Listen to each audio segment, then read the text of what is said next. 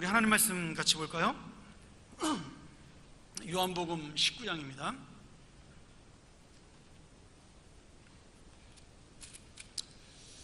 (38절부터) 40절 그리고 20장 16절부터 18절입니다.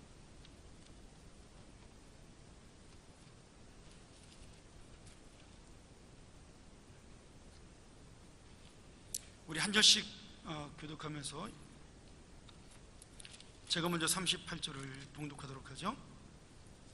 아리마대 사람 요셉이 예수의 제자나 유대인을 두려워하여 은행하더니 이힐 후에 빌라도로 도로 예수의 시체를 가져가기를 구하매 빌라도가 허락하는지라. 이에 가서 예수의 시체를 가져가니라.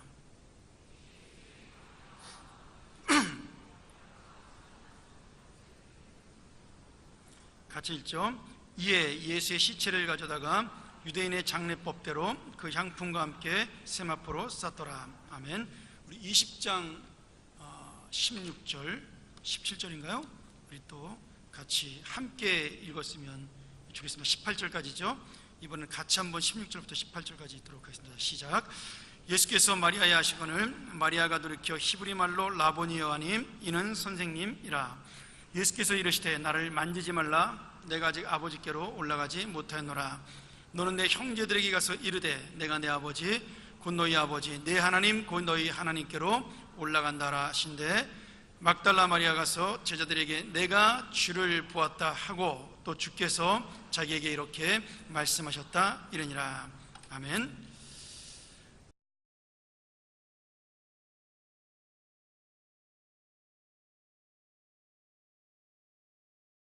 경부고속도로를 타고 대전에서 대구로 내려가다 보면 금강 휴게소라는 곳이 있습니다. 이 휴게소는 금강가에 위치해서 경치가 아주 수려하기도 하지만 휴게소 안으로 들어가면 금강으로 나갈 수 있도록 톨게이트가 휴게소 안에 설치되어 있는 우리나라에서 하나밖에 없는 그러한 특별한 휴게소이기도 합니다. 톨게이트를 빠져나오면 금강가를 따라서 2차선 조그마한 도로가 나 있는데 한 5분 정도를 달리시다 보면 우측에 강촌 가든이라고 하는 조그마한 식당이 하나 있습니다. 메뉴는 오직 한 가지 메기구이, 식후에 매운탕 나오고 반찬도 동치미를 비롯해서 두세 가지밖에 되지 않는데 예약을 하지 않으시면 식사를 할 수 없는 그런 유명한 식당입니다. 제가 오늘 여러분 처음 뵙게 되고 제가 56년 만에 평안교회를 왔거든요. 제가 2살 때 여기를 다녔으니까 저희 아버님 95세인데 평안교회 김윤찬 목사님 계실 때 우리 부목사님으로 이렇게 계셨고 장로님 하시다가 좀 늦게 신학을 하셔서 제가 2살 때 여기서 이제 부목사님 하시고 이제 이때 그러니까 제가 58이니까 이제 56년 만에 여기 왔습니다. 얼마나 감회가 새로운지 모르겠는데 여러분 이렇게 오랜만에 만나서 먹는 이야기로 설교를 시작해서 대단히 죄송합니다. 메구구이가 아무리 맛있다고 한들 별다르겠습니까마는 그래도 이 식당은 다른 식당과는 좀 특별한 점들이 많이 있습니다. 예약이 필수라고는 하는데 예약해봐도 가면 차려진 것 아무것도 없고 숟가락하고 젓가락 외에는 없습니다. 우리가 좀 시간이 없어서 미리 준비해달라고 해도 절대로 그렇게 해주지 않습니다. 요즘 같은 불황기에 이렇게 장사하면 다 망할 것 같은데 예약을 하지 않으면 우리가 식사를 할 수 없다니까 참 아이러니하죠. 손님이 도착하면 그때부터 이제 주문을 받고 음식을 준비합니다. 음식이라고 해야 큰 수저 속에 들어있는 메기를 잡아서 이렇게 회를 떠서 철판에 굽는 것 그것이죠. 그런데 그 전에 하는 한 가지 식전 행사가 있습니다. 살아있는 메기를 회를 뜬 다음에 철판에 굽기 전에 거기 오신 손님들에게 한번 다 냄새를 이렇게 맡게 합니다. 여러분 누가 그 비린내 나는 메기 냄새 맡고 싶어 하는 사람이 누가 있겠습니까? 그런데 분위기가 워낙 엄숙해서 맞지 않으면 안 되게끔 이제 그렇게 되어 있습니다. 그러면서 이번에 첫 일성이 어떻습니까? 전혀 비린내 나지 않죠? 갓 잡은 싱싱한 생선에서는 절대로 비린내가 나지 않습니다 라는 첫 말씀을 시작으로 식사 끝날 때까지 한 1시간 정도는 설교를 들으실 생각을 하셔야 됩니다. 이 요리는 장어 소금구이를 예상하시면 됩니다. 살아있는 메기를 회를 떠서 철판에 굽다가 익으면 잘라서 사장님께서 20년 동안 심혈을 기울여 개발한 간장 소스에 찍어 먹는 형태입니다. 두 사람이 오건 20명이 오건 처음부터 마지막까지 다 혼자서 구워주십니다. 한 가지 주의하셔야 될 점이 있습니다. 먹으라는 말이 떨어지기 전에는 절대로 젓가락을 드시면 안 됩니다. 그때부터 큰 소리가 나기 시작하고 당신 같은 사람한테는 안 판다고 쫓겨나는 그러한 일도 있습니다. 이 사장님의 이론인즉 이 메기는 장어와는 달리 살이 연하기 때문에 잘 익었을 때 한 번만을 뒤집어야지 자꾸 탈 것 같아서 젓가락으로 뒤척이면은 이것이 살이 다 으스러져서 이 메기구이를 재현할 수 없기 때문에 가장 알맞은 종류와 크기의 메기를 고르고 맛있게 익었을 때에 드시게 하기 위해서 자기가 그런 무례를 범한다는 것이었습니다.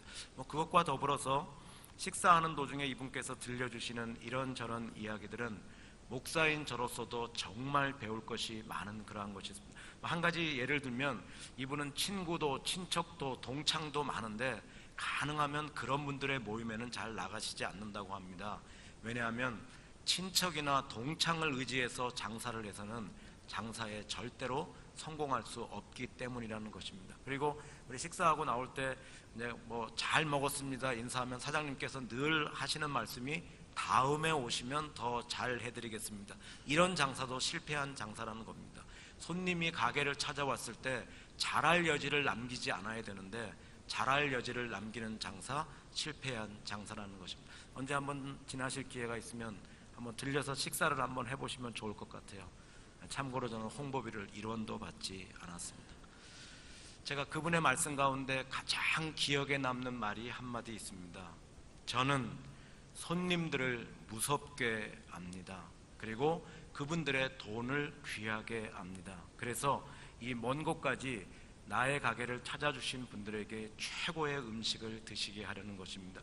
여러분, 메기구이야 가서 한두 번 먹어보면 누구나 흉내낼 수 있을지 모르지만 그 의식, 손님들을 무섭게 알고 그분들의 돈을 귀하게 알고 최고의 음식을 만들어내려는 의식, 아니 의식뿐만 아니라 20년간의 피나는 노력.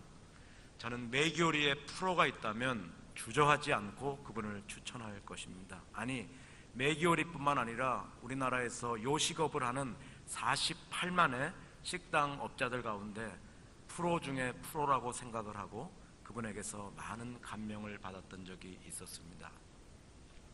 현대는 전문가의 시대, 즉 프로의 시대가 되었습니다.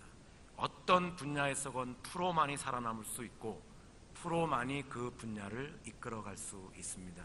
이것은 신앙의 세계에서도 마찬가지입니다.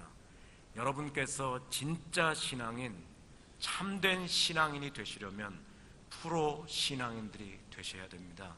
몸은 교회 안에 있으면서 신분은 크리스찬이면서 삶의 방식은, 가치관은 세상 사람들과 다를 것 없는 그러한 어설픈 신앙으로는 자기를 망칠 뿐 아니라 자기 주변의 사람들의 진리의 등정길을 방해하고 이 세상에 어두움과 혼란을 가중시킬 것이기 때문입니다. 오직 프로 신앙인만이 무너져 내리는 이 세상을 바로 세우는 하나의 미랄 될 수 있고, 썩어져가는 이 세상을 밝히는 소금 될 수 있고, 어두워져가는 이 세상을 밝히는 한 줄기 빛 될 수 있고, 다른 사람들을 살리는 생명의 도구가 될 수 있는 것입니다. 안타깝게도 2016년 10월 14일 현재 우리의 조국 대한민국은 어설픈 아마추어 신앙인들로 넘쳐나고 있습니다. 어떤 분들은 저에게 목사님 그렇지 않습니다라고 반문하고 싶을 분이 계실지 모르겠지만 우리 한국교회는 적게 잡아 720만, 많게 잡아 800만, 6만 교회의 성도님들을 헤아리고 있습니다. 그러나 우리의 조국 대한민국은 위로부터 아래까지 썩지 않은 곳이 없을 정도로 총체적으로 부패해 있습니다. 국무총리 한 사람을 제대로 내지 못해서 3번의 우여곡절을 거쳐서야 겨우 한 사람을 낼 수 있을 정도로 인사청문회를 통과할 고위공직자를 얻기 어렵다고 아우성치고, 다음에 OECD 국가 가운데 공직자 부패도 34개국 가운데 27위를 달리고 있는 그러한 나라가 되었습니다. 어떤 분들은 이 사회의 윤리와 도덕의 타락이, 성적인 문란함이 우리들과 우리 교회와 무슨 상관이 있습니까? 라고 묻고 싶을 분이 계실 수 있습니다. 그러나 여러분께서 2000년 교회사를 살펴보시면 우리가 살아가고 있는 사회의 윤리와 도덕의 수준, 성적인 순결도를 보면 우리 교회의 영적 상태를 정확하게 측정할 수 있습니다. 여러분은 지금 예배당 안에서 예배를 드리고 계십니다. 그러나 예배가 끝나는 순간 다시 삶의 현장으로 돌아가서 사회의 일원으로서 여러분 생활하시게 됩니다. 교회 안에서 거룩하시듯이, 교회 안에서 진실하시듯이, 교회 안에서 말씀을 기준 삼아 하나님의 사람답게 사랑과 희생과 섬김과 봉사와 순결의 삶을 살아가시듯이 여러분의 직장으로 돌아가셔서 부정과 부패를 거절하고 거짓 보고서를 거절하고 다음에 여러분의 장사의 현장에 가서 이중장부를 쓰지 않고 삶의 현장에 돌아가서 희생과 섬김과 봉사의 삶을 만일 우리가 살아왔다면 오늘 우리의 이 땅이 이렇게 황폐해질 까닭이 없기 때문입니다. 그러므로 이 사회의 윤리와 도덕의 타락은, 성적인 문란함은 성도님들이 성도님답게 살지 못하기 때문에 교회가 영적으로 죽어가고 있기 때문이라고 우리들은 마땅히 고백해야 될 것입니다. 오늘 우리의 현실임에도 불구하고 우리 한국교회는 하나님의 경종을 심각하게 받아들이지 않고 교회의 건물과 교인들의 숫자를 자랑하기에 급급하고, 여러분 용서하고 들으십시오. 많은 성도님들이 교회 생활을 잘하는 것을 마치 신앙 생활을 잘하는 것처럼 착각을 하고 있지 않은가 하는 두려움과 안타까움이 저에게 있습니다. 모든 면에서 불의에 가득 찬 우리의 조국 대한민국은 프로 크리스찬들을 요구하고 있습니다. 오늘 우리 평안교회는 1년에 한 번씩 맞이하는 새생명 우리가 전도 축제를 앞두고 여러분이 같이 이렇게 모여서 기도하고 여러분이 또 전도하고 싶어하는 태신자들을 마음에 품고 지금 하나님 앞에서 우리가 모여 있습니다. 어떤 분들은 전도라는 것을 하나의 열정, 하나의 방법론, 테크닉을 가지고 전도를 할 수 있다 그렇게 생각합니다. 그러나 이것은 큰 오산입니다. 전도의 문제는 방법론의 문제가 아니라 전도자 자신의 문제라는 것. 아시시의 성자였던 프란체스코가 이러한 말을 했습니다. 우리는 언제 어디서나 피 묻은 그리스도의 복음을 증거해야 된다. 그러나 꼭 필요한 경우가 아니면 우리의 입을 열어서는 되지 않는다. 우리의 삶 자체가, 우리의 살아가는 모습 자체가 메시지화되고 감동으로 남아서 우리의 모습을 보고 다른 사람이 하나님을 만나도록, 오늘 우리가 그러한 삶을 살아가는 것, 물론 우리의 입을 열어 복음을 전하지 말라는 말이 아니지만 그것 이전에 우리의 삶 자체가 메시지와 감동으로 남아서 우리를 통해서 다른 사람이 하나님을 만나고 소망을 보고 다시 한번 주님 앞에 돌아올 수 있게끔 해야 하는, 그래서 전도는 열심이나 방법론이나 테크닉의 문제가 아니라 전도자 자신의 문제. 우리가 오늘 프로가 되지 않으면 우리는 천국문에 서서 오늘 천국으로 들어가는 자를 가로막고 배나 지옥의 자식으로 만들 수 있다는 것, 오늘 우리가 이것을 기억하고 오늘 이 시간에 우리 평안교회가 우리의 사랑하는 우리의 친구와 우리의 가족과 우리의 친지들을 마음에 품고 하나님 앞에 기도할 때, 하나님 저들을 우리에게 주시되 특별히 제가 오늘 저들에게 내 삶이 메시지와 감동으로 남을 수 있는, 나를 통해서 저들이 하나님을 볼 수 있는 그러한 변화된 사람으로 진짜 프로로 내가 거듭날 수 있도록 주님 저를 도와주십시오. 우리가 다시 한번 프로로 이렇게 새롭게 되면 여러분의 가정, 여러분의 교회, 여러분의 직장 절대로 여러분 망하지 않습니다.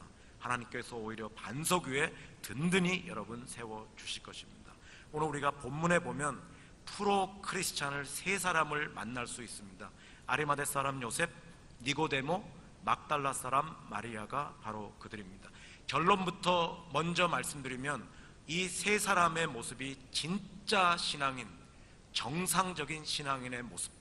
오늘 이 세 사람의 모습을 거울 삼아 우리의 모습을 한번 잘 점검해보고 우리 평안교회 성도님들이 잘하고 계시는 것이 있으면 더욱 열심히, 혹시 우리가 놓치고 있는 것이 있었다면 우리가 어설픈 신앙인의 삶에 종지부를 찍고 우리 모두가 프로의 길로 나아서는 이 시간이 되시기를 간절히 바랍니다. 오늘 본문의 상황은 예수님께서 십자가에 달려 돌아가시고 니고데모가 드린 향유와 알로에를 몸에 바르시고 수의로 몸을 감싸신 채 아리마대 사람 요셉의 무덤에 장사된 지 3일째 되는 날입니다.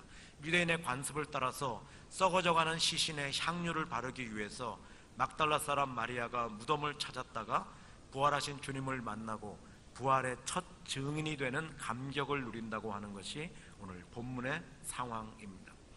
여러분께서 언뜻 보시면 이 세 사람의 행동이 아무것도 아닌 것처럼 보일 수 있습니다.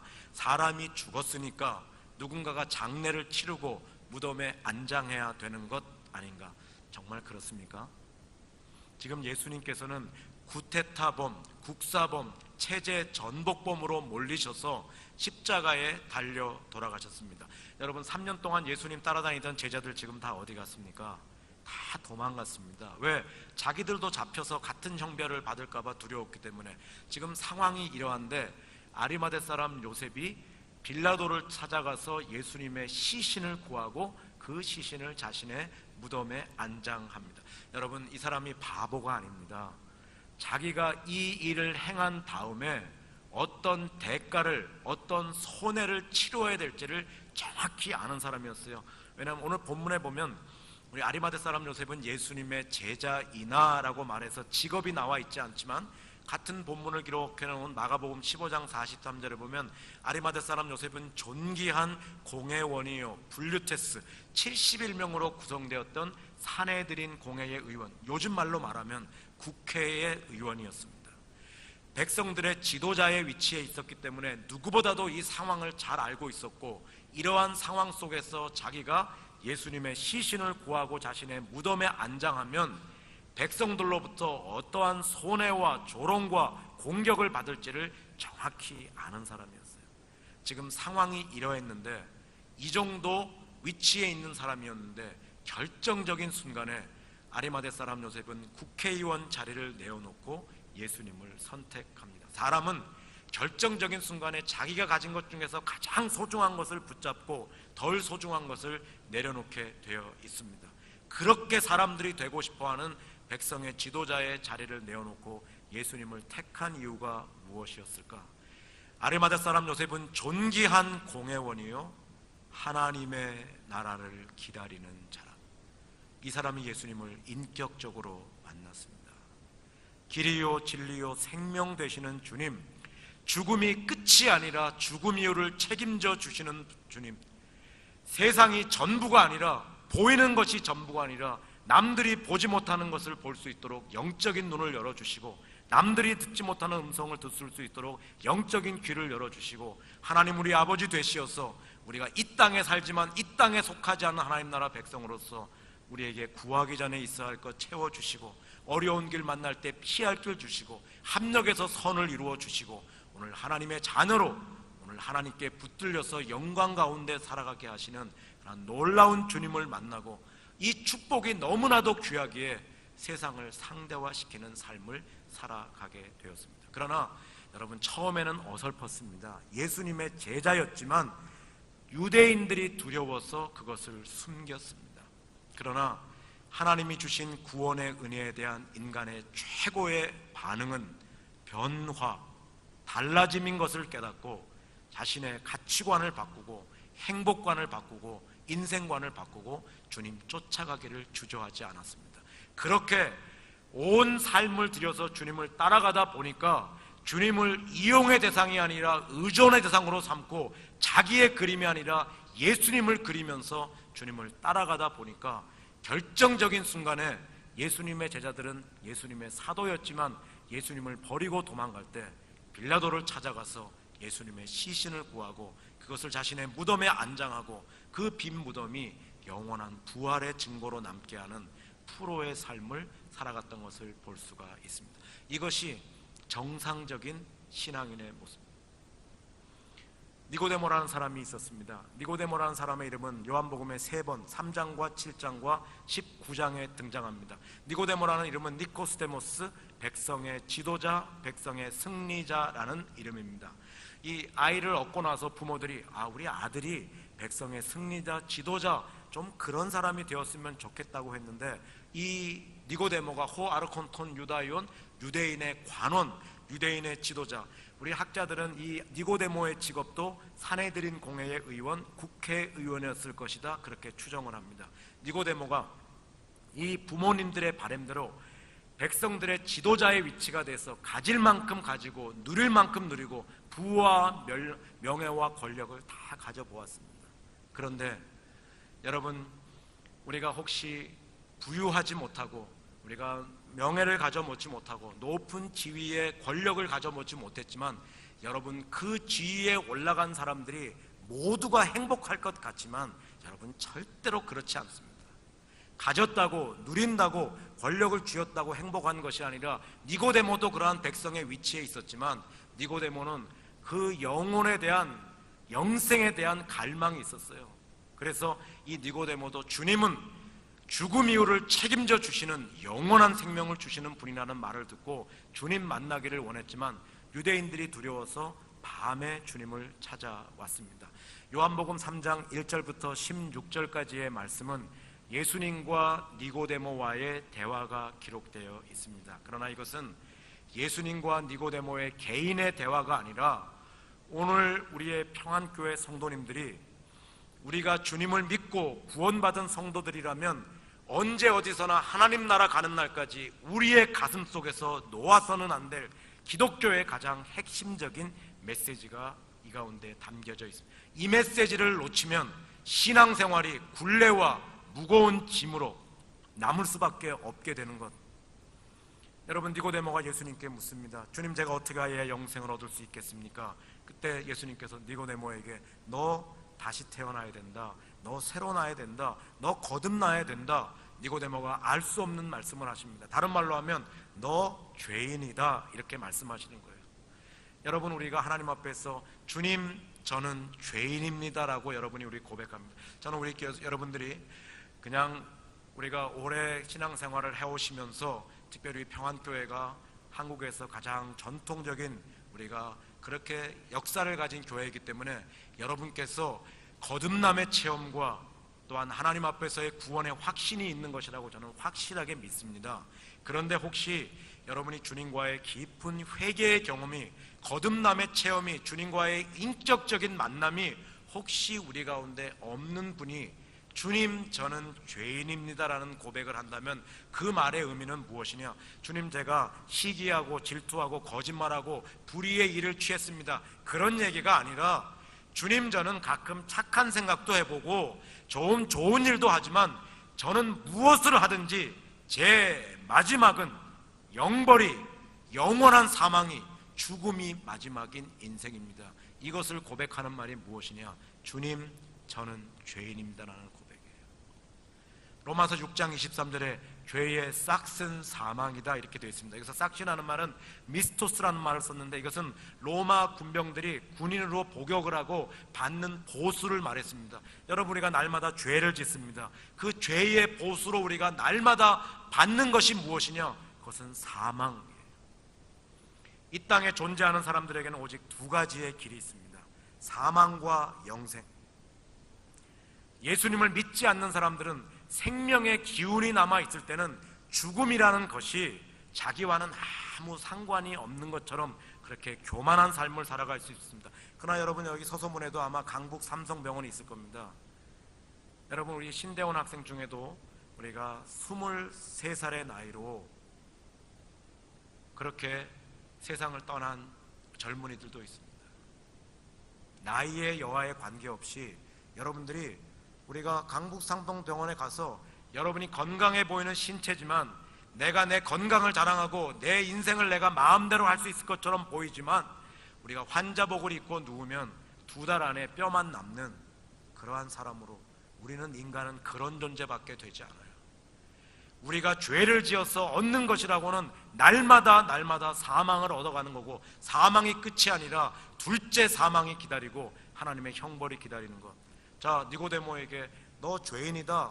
그러나 우리가 사망은 죄를 통해서, 죄를 지음으로 그 보수로 받게 되지만, 그럼 영생은 어떻게 이루어지는가? 당연히 영생은 의를 행하고 선을 행하고 우리가 공로를 쌓으면 영생을 얻게 된다. 논리적으로 따면 그렇게 됩니다.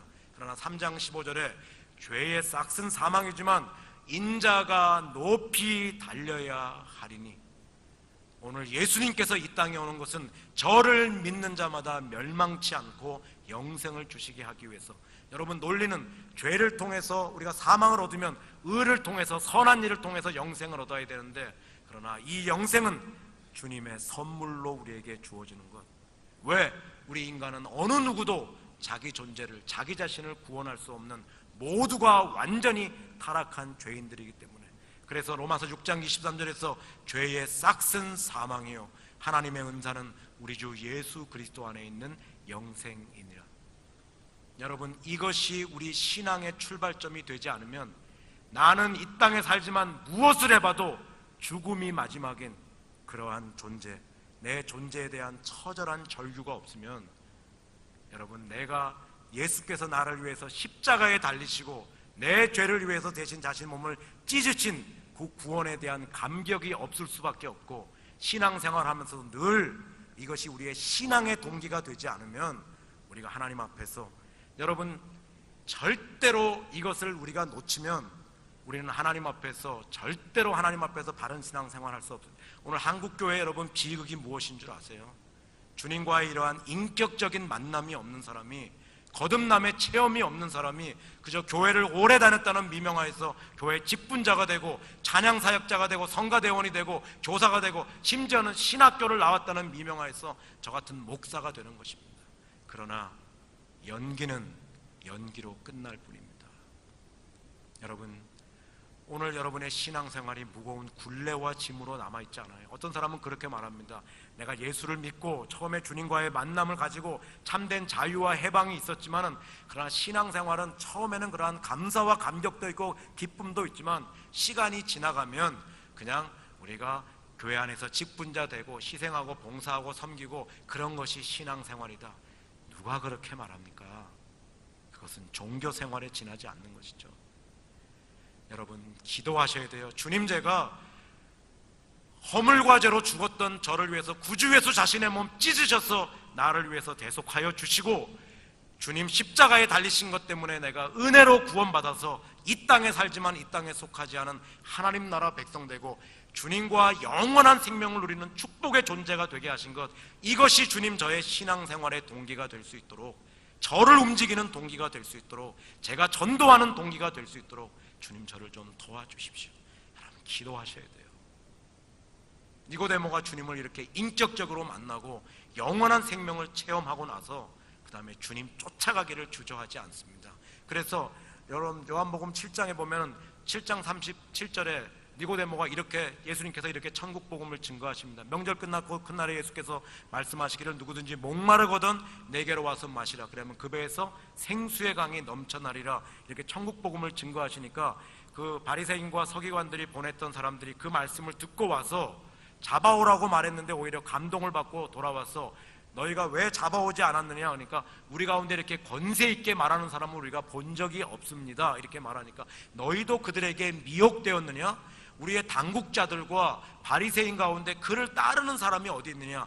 율법을 지키지 않는 자는 저주받은 자니라. 이렇게 살벌한 분위기를 조성합니다. 그때 니고데모가 담대히 일어나서 말하기를, 우리 가운데 어떤 사람의 말이 결과로 유출되기 전까지는 함부로 정죄하지 않는 것 아니냐, 이렇게 담대하게 예수님을 변호합니다. 그때 그들이 말하기를, 너도 갈릴리 사람이냐? 갈릴리에서는 선지자가 나지 못하느니라. 이렇게 하니까 니고데모가 그냥 입을 닫아버리는, 그러나 3장과 7장에 나타나는 니고데모의 모습은 완전히 달라졌습니다. 그러나 19장에 니고데모는 모든 사람이 지켜보는 가운데 장례위원으로 등장을 합니다. 그리고 자신의 소유를 다 팔아서 32.7kg의 향유를 가져오고, 다음에 우리가 세마포를 가지고 와서 예수님의 몸에 바르고 예수님의 장례를 준비합니다. 그리고 그 개켜진 세마포가 영원한 부활의 증거로 남게 하는 그런 프로의 삶을 살아갔던 것을 볼 수가 있습니다. 우리 하계올림픽이 이번에 끝났습니다만 2006년에 그 북이탈리아의 토리노라고 하는 굉장히 아름다운 도시입니다. 거기서 동계올림픽이 열렸었습니다. 그때 우리나라가 쇼트트랙을 굉장히 잘해서 종합성적 6위로 그러한 좋은 성적을 얻었는데, 그 토리노라는 도시의 중앙에 가면 대성당이 있고 대성당 지하에 니고데모가 드렸다고 말하는 폭 105cm, 길이 4m 20cm에 우리는 수의를 만들어서 입힙니다만 그 유대 사람들은 그냥 세마포 조각을 가지고 사람을 감싸니까 그래서 폭 105cm, 4m 20cm의 그런 개켜진 세마포가 방탄 유리 속에 보관되어 있습니다. 몇 년 전에 프랑스의 유명한 르몽드지가 세계 저명인사 300명을 대상으로 혹시 우리 지구가 멸망하는 날이 오면 우주로 반출해야 될 보물이 있다면 적어달라고 했을 때 다른 것을 제치고 2위를 차지한 것이 밀로의 비너스 상입니다. 모르시죠? 우리 평안교회는 말씀 보는 것과 기도하는 것 외에는 아무것도 안 한다고 들었는데 보시면 아십니다. 인간 예술의 극치라고 부르는 우리가 밀로의 비너스상을 제치고 1위를 차지한 것이 바로 토리노 대성당 지하에 보관되어 있는 예수님의 피 묻은 수의.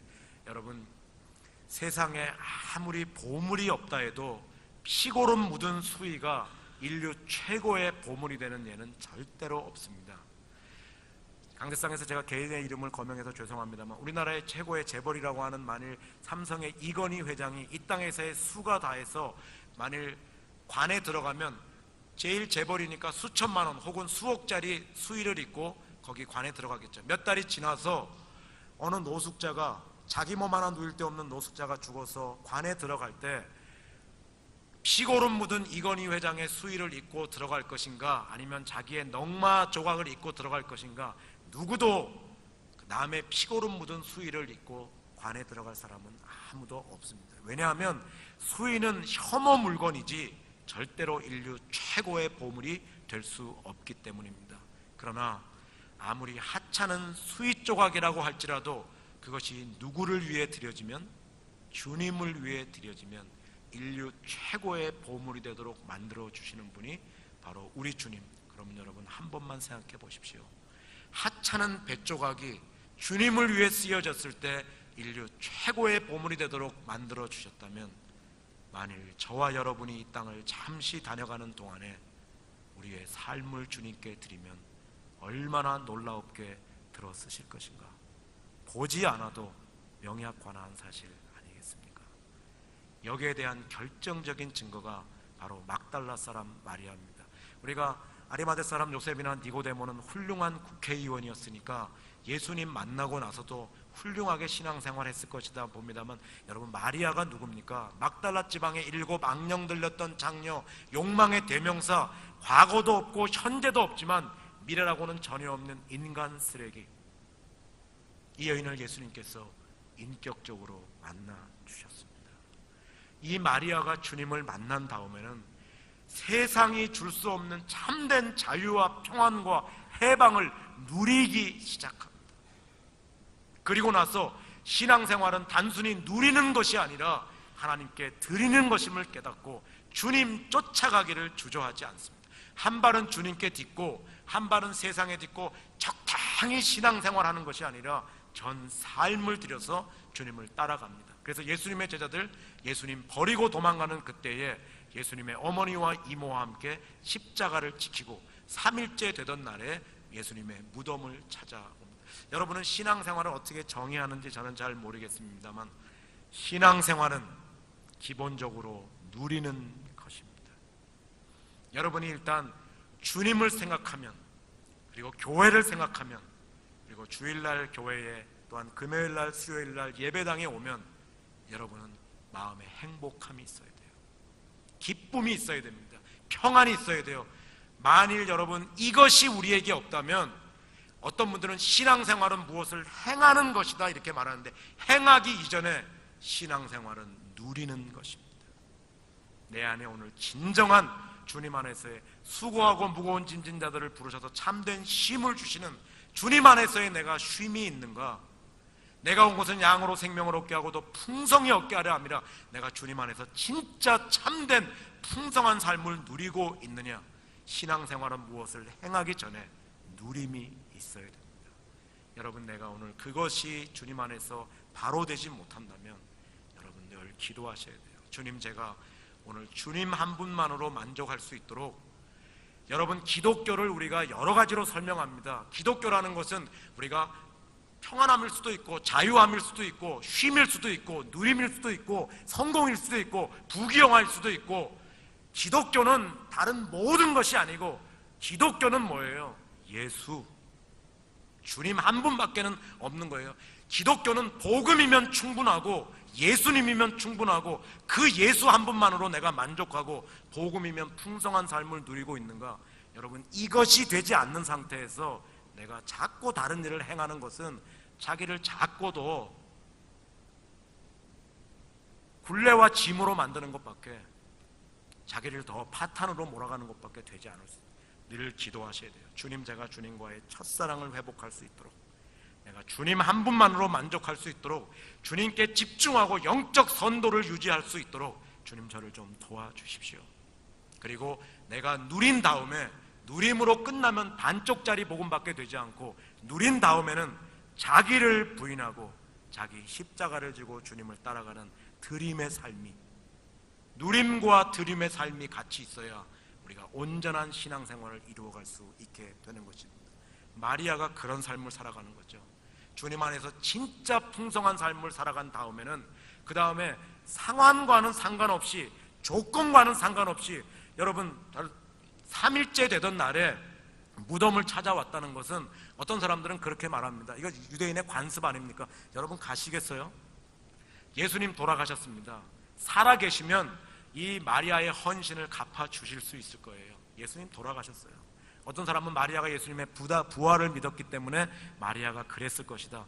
부활이라는 것은 예수님 2번이나 마가의 다락방에 나타나신 후에도 그 제자들이 부활을 목격하고서도 고기나 잡으러 가자고 갈릴리 바다로 떠나갈 정도로 부활이라는 것은 유한한 인간이 믿기 어려운 차원이 다른 메시지였습니다.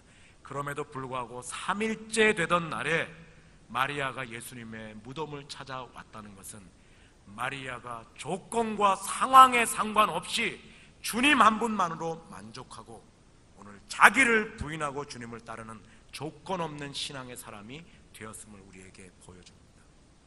마리아가 그렇게 주님을, 자기의 그림을 그리는 것이 아니라 주님을 이용의 대상으로 삼는 것이 아니라 온전히 의지의 대상으로 삼고 주님의 영광을 위해서 주님의 그림을 그려가면서 자기를 부인하고 주님을 따라갔을 때, 다른 모든 제자들을 제치고 부활하신 주님을 가장 먼저 만나고, 내가 주님 만났다, 주님 가서 나에게 이렇게 전하라고 말씀하셨다, 부활의 첫 증인이 되는 감격을 누리게 되는 것 아닙니까? 여러분 한 번만 생각해 보십시오. 마리아가 주님 만나지 못했으면 막달라 지방의 창녀로 썩어버리고 말았을 것입니다. 그러나 만난 이후에도 적당히 신앙생활했으면 무덤을 찾아오지도 않았을 것이고 부활하신 주님을 만나지도 못하고 부활의 증인이 되지도 못했을 것입니다. 그러나 주님 안에서 풍성한 삶을 누린 다음에 자기를 온전히 드리는 삶을 살아가다 보니까 다른 모든 제자들을 제치고 부활한 주님을 처음으로 만나고 부활의 첫 증인이 되는 감격을 누리게 되는 것. 여러분, 우리가 막달라 마리아를 어떻게 기억합니까? 막달라 지방에 7 악령들 났던 창녀? 아무도 그렇게 기억하지 않습니다. 부활의 첫 증인, 아무리 하찮고 보잘것없어 보이는 인생이라고 할지라도 그 인생을 누구께 드리면? 주님께 드리면 인류 최고의 보물이 되도록 만들어주시는 결정적인 증거가 바로 막달라 사람 마리아. 사랑하는 여러분, 저는 여러분들이 언제 예수님을 인격적으로 만났는지 알지 못합니다. 그러나 여러분이 예수님을 만나시기 전과 만난 이유가 얼마나 달라지셨습니까? 저는 언제 여러분이 집사님이 되신지 알지 못합니다. 그런데 여러분이 집사님이 되시기 전과 집사님이 된 이유가 얼마나 달라지셨습니까? 지금 여러분 옆에 앉아있는 여러분의 성도님들이 여러분을 진짜 변화된 그러한 분들로 인정해주고 있습니까? 아니, 여러분의 앞모습이 아니라 여러분의 뒷모습, 일거수일투족, 일동일정을 쳐다보는 여러분의 자녀들이, 여러분의 배우자가 여러분을 진짜 그리스도인으로 인정해주고 있습니까? 그리스도인 되는 거 어렵지 않습니다. 그러나 그리스도인다워지는 것은 어렵습니다. 집사님 되는 것 어렵지 않습니다. 그러나 집사다워지는 것, 교사 되는 것 그렇게 어렵지 않아요. 그러나 진짜 우러러고 싶은, 본받고 싶은 존귀한 교사가 되는 것 쉽지 않습니다. 한국교회는 집사님들이 모자라지 않습니다. 권사님들도 장로님들도 심지어는 저 같은 목사도 모자라지 않습니다. 프로 집사님들이 모자라고, 프로 권사님들이 모자라고, 프로 목사가 모자랄 뿐입니다. 여러분, 프로가 되기 위해서는 우리에게 의식이 있어야 됩니다. 여러분, 우리 올림픽 할 때 보셨죠? 그 훈련 과정을 보이는 다큐멘터리 보면 숨이 넘어가기 직전에 마지막 순간까지 그냥 사람을 끝까지 그렇게 훈련을 시킵니다. 막 땀이 비어, 그거 누가 시켜서 하기도 하지만 그 프로 선수들은 자기가 그렇게, 제가 오늘 권사님들 계신데 프로라고 자꾸 그러니까 프로가 뭔지 아시죠? 프로는 그 직업인 사람입니다. 뭐 프로 야구 선수도 있고 축구 선수도 있고. 우리 평안교회하고 사랑의 교회하고 축구 시합을 하면 누가 이길까요? 여러분, 뭐 평안교회가 이기고 싶으시겠죠. 우리 목사님도 축구도 잘하실 것 같으니까. 그런데 우리 평안교회는 보니까 약 600명 가량, 우리 사랑의 교회는 조금 약간의 허수가 있지만 8만 5천 명이 모인다고 그럽니다. 그래서 8만 5천 명에서 11명을 뽑고 우리 평안교회 600명에서 11명을 뽑으면 객관적으로는 사랑의 교회가 이깁니다. 그런데 제가 이길 수 있는 비결을 하나 알려드릴게요. 여러분이 기성용하고 손흥민을 빌려오면 이깁니다. 여러분은 목사님 뭐 2명 빌려온다고 이깁니까? 손흥민이 3사람 끌고 다니고 기성용이 3사람 끌고 다니면 장로님들이 나가셔도 이길 수 있습니다. 프로 선수들은 그런 사람들이에요. 조기 축구 선수들, 우리가 초등학교 축구 선수가 프로가 될 수 있는 확률 0.8%, 국가대표가 될 수 있는 확률 0.06%. 프로는 누가 시켜서 하지 않아요. 왜? 의식이 있기 때문에. 여러분들이 진짜 프로 신앙인이 되고 싶으시면 의식이 있으셔야 돼요. 그게 다른 말로 하면 내가 이 땅에 존재하는 이유가 무엇인가?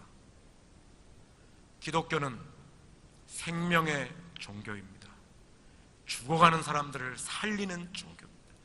왜 하나님께서 벌레만도 못한 우리들을 먼저 구원하셔서 우리에게 구원의 은혜 주시고 영생의 축복 주시고 왜 때를 따라 돕는 은혜 내려주시고 우리의 삶을 연장시키십니까? 이 땅 망치라고? 다른 사람의 진리의 등정길 방해하라고? 아니잖아요. 피처럼 소금처럼 그리스도의 편지와 향기처럼 다름의 삶 살아서 다른 사람 구원하라고. 그래서 주님 우리 구원하시고 우리 생명 연장시키시는 것 아닙니까? 이러한 의식이 있는 사람은, 다른 사람의 영혼에 대해서 책임의식과 안타까움이 있는 사람은, 그분은 초신자라고 할지라도 이미 프로의 길에 들어서신 분입니다. 그러나 다른 사람의 영혼이 어떻게 되든, 교회가 어떻게 되든 다른 사람의 영혼의 문제에서는 아무런 관심도 안타까움도 없는 사람은, 책임의식이 없는 사람은 저 같은 목사라고 할지라도 아직도 어설픈 아마추어에 지나지 않습니다. 프로 목회자로 뽑는 우리가 바울이라는 사람이 있었습니다. 바울은 절대로 자기는 사람의 종이라고 말하잖아요. 늘 입을 열 때마다 파울로스 블로스 그리스도 예수, 그리스도 예수의 종 바울은 나는 하나님만을 기쁘게 하는 그리스도의 노예, 주님에게만 속한 사람이다. 그런데 바울을 바울 될 수 있게 했던 비결을 사도 바울이 고린도전서 9장 19절에서 이렇게 말합니다. 내가 자유하였으나 스스로 모든 사람의 종이 되었나니 이는 모든 사람의 생명을 얻고자 함이라. 사도 바울은 다른 사람의 영혼에 대한 책임의식이 있었어요. 그래서 자기는 종이 아니었지만 세상 사람들은 다 자기만을 위해 살아가는데 자기를 위해 살던 삶에 종지부를 찍고 자기를 다 찢어서 자기를 비워서 종의 삶을 살아가면서 다른 사람의 영혼을 구했던 것, 이것이 바울을 바울 될 수 있겠다는 것. 프로가 되기 위해서는 이러한 의식이, 다른 사람의 영혼에 대한 책임의식과 안타까움이 있어야 됩니다. 그러나 그런 의식만으로는 되지 않고 프로가 되기 위해서는 그 의식을 실천화할 수 있는 행동력이 필요합니다. 이것이 모든 사람이 프로가 되기를 원하지만 프로가 되지 못하는 이유이기도 합니다.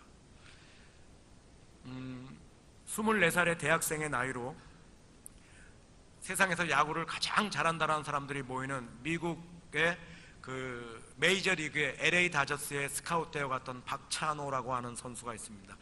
요즘에는 뭐 진짜 사나이에 이렇게 나오기도 하고 또 우리 홍보대사로 이렇게 나오기도 하는데, 이 선수가 얼마나 야구를 잘했는지 그 LA 다저스에 가서 나중에 텍사스 레인저스로 이적해 갈 때 한 해 연봉이 160억 원이었습니다. 별로 관심이 없으시네요.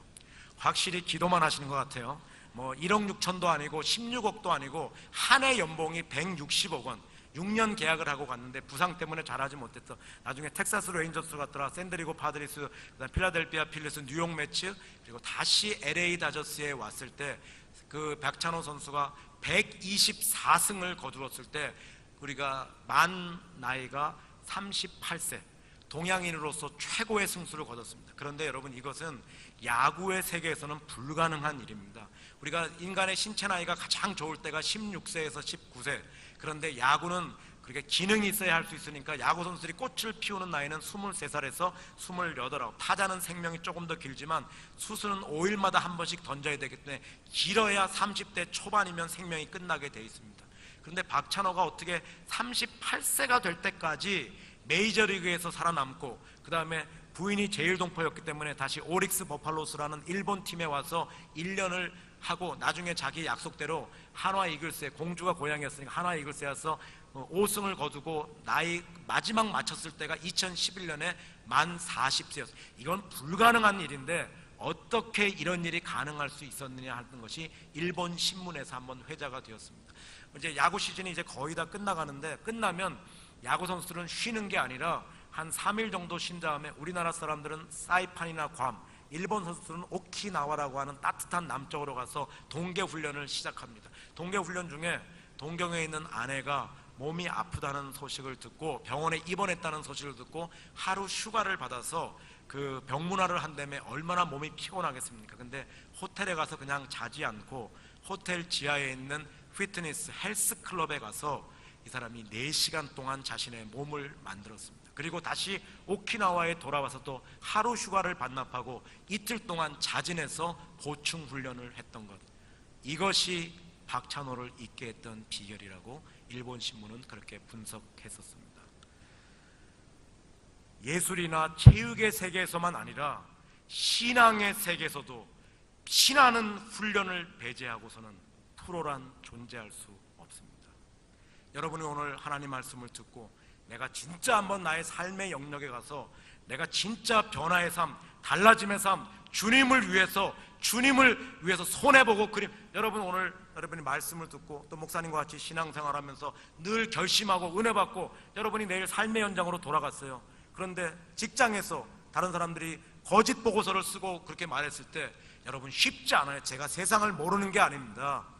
여러분이 직장생활하면서 여러분이 구조적인 악이 팽배한 이 땅 위에서 여러분이 그런 악에 동참하지 않고 그런 거짓 보고서를 쓰지 않고 적당히 직장생활하지 않으면 여러분이 승진도 어렵고 바보가 되고 조롱거리가 된다는 것 모르지 않아요. 그러나 저는 그리스도인입니다. 저는 집사입니다. 집사는 그런 거짓 보고서 쓸 수 없습니다. 여러분이 장사를 하시면서 내가 좀 적은 이득을 취하도록 할지라도 정직하게 세금을 내고 여러분의 이웃과의 관계에서 진짜 여러분이 달라짐의 삶을 살아가는, 우리 한 번뿐인 인생 우리가 녹슬지 말고 주님 앞에서 좀 달아지리라 생각하고 내가 말씀을 깨닫고 듣고 그냥 내 머릿속에만 머무는 것이 아니라 삶의 현장으로 돌아가서 내가 결단해야 될 그 순간에 내가 회색지대로 숨지 않도록, 여러분 그러나 우리가 그렇게 하지 못하고 변화의 삶을 살아가지 못하면 여러분의 결단이, 여러분의 기도가, 여러분의 찬송이 이거는 자기 기만과 자기 카타르시스에 지나지 않는 것 아닙니까? 매기구이를 위해서도 목숨을 거는데 우리가 다른 사람을 살리기 위해서 좀 변화의 삶, 달라짐의 삶, 자기를 비우는 삶 여러분 좀 살아가야 되지 않겠습니까? 윌리엄 제임스라는 사람이 이러한 유명한 말을 남겼습니다. 우리가 어떤 분야에서 살아가는지 모르지만 최선을 다해서 내 분야에서 빛나는 별이 되면 다른 사람들이 나를 통해서 세상을 바라보는 시각을, 프레임을 바꿀 수 있다. 여러분 남수단의 슈바이처라고 부르는 고 이태석 신부님 계십니다. 여러분 울지마 톤제라는 영화나 다큐멘터리 여러분 다 보셨죠? 여러분 그거 보는 사람 어떻습니까? 다 울잖아요. 여러분 정신 차리지 않습니까? 세상 사람들은 다 자기만을 위해 살아갑니다. 죄송한 말씀입니다만 우리 그리스도인들도 별로 다르지 않은 것 같아요. 우리가 하나님으로부터 단절되고 타락된 주님으로부터 끊겨진 우리 죄악된 인간을 표현하는 말 가운데 이방인이라는 말을 합니다. 이방인의 삶의 방식은 육체를 따라, 본능을 따라, 욕심을 따라, 정욕을 따라 사는 거예요. 맺히는 것이라고는 시기와 질투와 분쟁과 다투는 것과 분냄과 살인과 권모와 술수와 부모를 불효하는 것과 육체의 열매밖에는 안 맞춰요.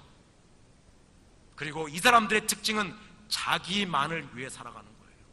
그래서 형제들끼리도 물고 뜯고 싸우면서 그렇게 살아가는 겁니다. 그러나 주님 안에서 다시 우리 관계가 회복되고 그리스도 안에서 새로운 사람 된 우리들은 자기를 위해 살아가는 사람들이 아니라 이제는 자기를 찢어서, 자기를 다 비워서 다른 사람들을 위해서 살아가. 여러분, 왜 교회들이 그렇게 열심히 봉사하고 헌신하고 왜 잡음이 끊이질 않습니까? 누가 살아있기 때문에, 내가 영광받고 내가 높임받고 내가 대접받기를 원하기 때문에. 평안교회는 아니고 우리 다른 교회들, 여러분, 우리는 자기를 위해 사는 사람들이 아닙니다.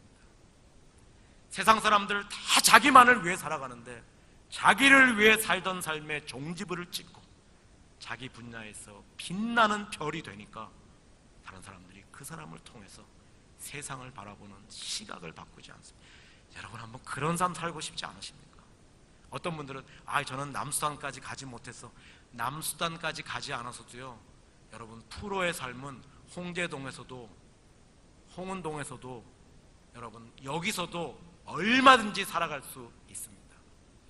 우리 신대원에서는 우리 전도사님들도 우리 평안교회에서 심호하고 계십니다만 1700명의 전도사님들께서, 대학을 졸업한 전도사님들께서 3학년까지 해서 1700명의 전도사님들께서 우리가 목사가 되기 위해서 공부를 하고 계십니다. 저는 늘 그들에게 그렇게 말합니다. 여러분은 피 묻은 그리스도의 생명의 복음을 증거하는 전도자들이기도 합니다만 여러분들은 그 복음을 여러분의 몸으로 구현해내는, 삶으로 구현해내는 구도자들이기도 합니다. 그래서 여러분들은 여러분의 삶 자체가 메시지로 남을 수 있도록, 여러분의 공부하는 모습, 공부하고 떠난 자리, 여러분의 운동하는 모습, 식사하는 모습, 전도사님들은 저렇게 식사하시는구나, 전도사님들은 저렇게 예배 드리시는구나, 전도사님들의 떠난 자리는 저렇구나.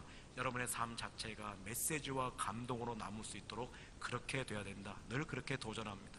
이것을 가슴에 담았던 제 제자 목사님이 자신의 담임 목회지가 열렸을 때 성도님들과 함께 이렇게 생활하기로 했답니다. 우리가 두루뭉실하게 생활하지 말고 좀 그리스도인답게 진짜 변화의 삶을 살아갑시다. 그래서 성도님들은 직장에 가서는 이렇게 생활하기, 또 학생들은 학교에 가서는 이렇게 그리스도인 기독학생답게 생활하기, 주부님들은 가정에서는 이렇게 생활하기, 또한 그 운전할 때는 이런 식으로 운전하기, 식당에 가서는 이렇게 생활하기, 아주 구체적으로 삶의 변화의 삶을 이렇게, 식당에 가서는 이렇게 하기로 했답니다. 제가 예를 들면 종업원에게 반말하지 않기, 반찬 더 달라지 않기, 다음에 식탁 잘 정리하기, 잘 먹었습니다, 감사합니다, 인사하고 나오고. 이거는 별거 아무것도 아닙니다. 그런데 이 성도님들이 집단으로 가든 개인으로 가든 갔던 식당들에서 잔잔한 그런 감동들이 일어났다고 그래요. 우리 남자 집사님들 이렇게 많이 계시는데, 남자 집사님들은 가끔 가시면 식당에서 일하시는 그 종업원들에게 언니라고 부르시는 분들 있습니다. 그분들은 우리의 언니가 아니에요. 어떤 분들은 그렇게 불러야 좋아한다고. 우리의 자기에게 예를 갖추지 않는 사람을 누구도 좋아하지 않습니다. 행동을 보면 신분을 알 수 있어야 되고, 신분을 알면 행동을 유추할 수 있어야 되는데 이것이 안 되는 것이 우리 교회의 아픔입니다. 여러분, 식당에 가서 기도를 하지 마시든지, 기도를 하셨으면 그리스도인답게 식사하셔야 됩니다. 여러분의 식사하시는 모습 자체가 메시지로 남을 수 있도록, 여러분의 운전하시는 모습이 감동으로 남을 수 있도록, 여러분의 직장 생활하시는 모습이 그들에게 메시지화 될 수 있도록, 여러분의 장사하시는 모습이.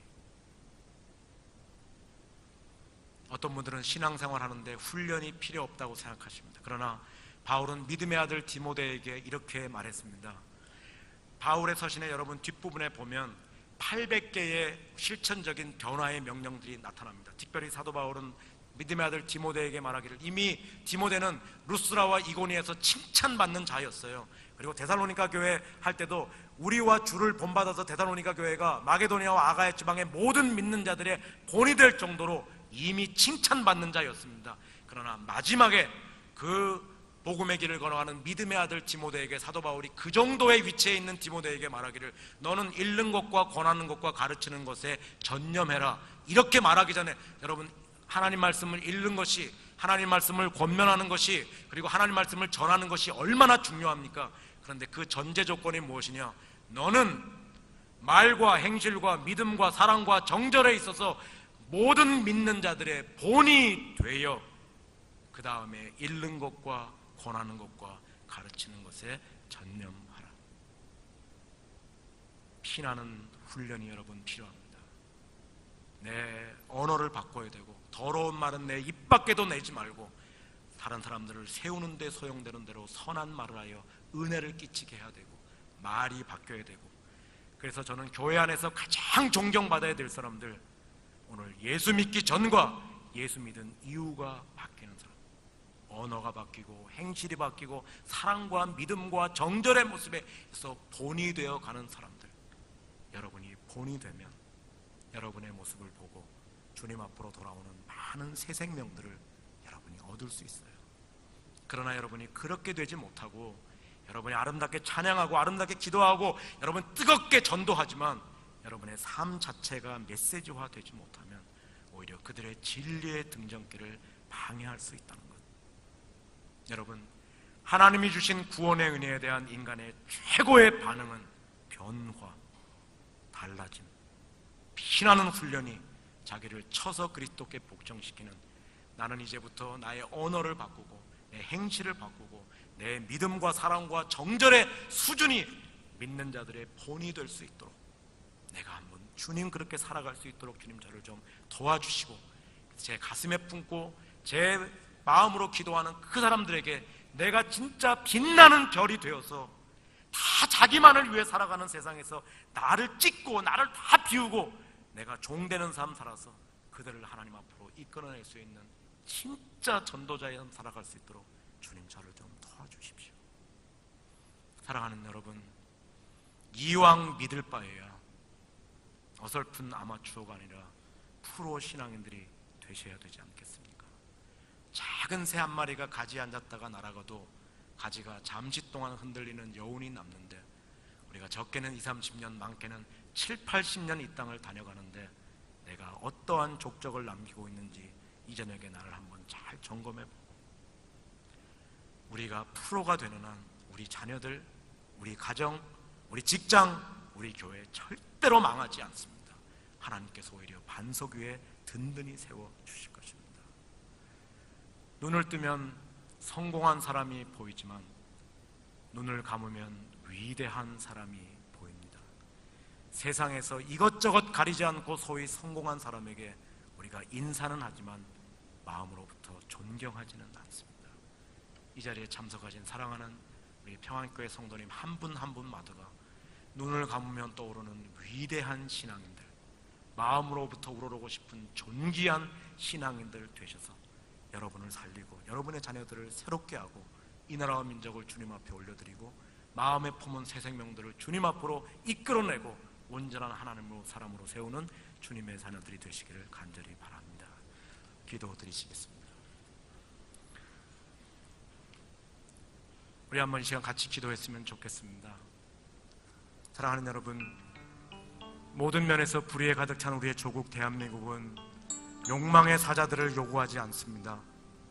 그저 주님이 누구신지 모른 채, 내가 소유한 축복이 무엇인지 모른 채 교회 문턱을 드나드는 그러한 명목적인 신앙인들도 요구하지 않습니다. 오늘 모든 면에서 불의에 가득 찬 우리의 조국 대한민국은 프로 신앙인들을 요구하고 있습니다.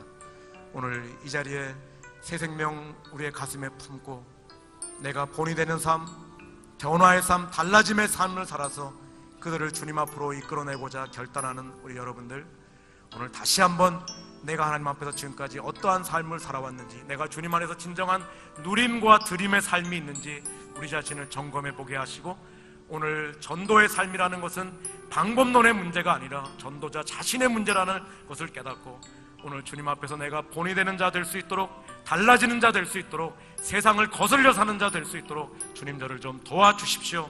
영원한 생명을 소유한 자답게 주님 안에서 진정한 크리스찬의 삶을 살아갈 수 있도록 주님 저를 좀 도와주십시오. 우리 같이 한번 기도할 수 있는 시간이 되었으면 좋겠습니다. 같이 기도하도록 하겠습니다. 살아계신 하나님 아버지,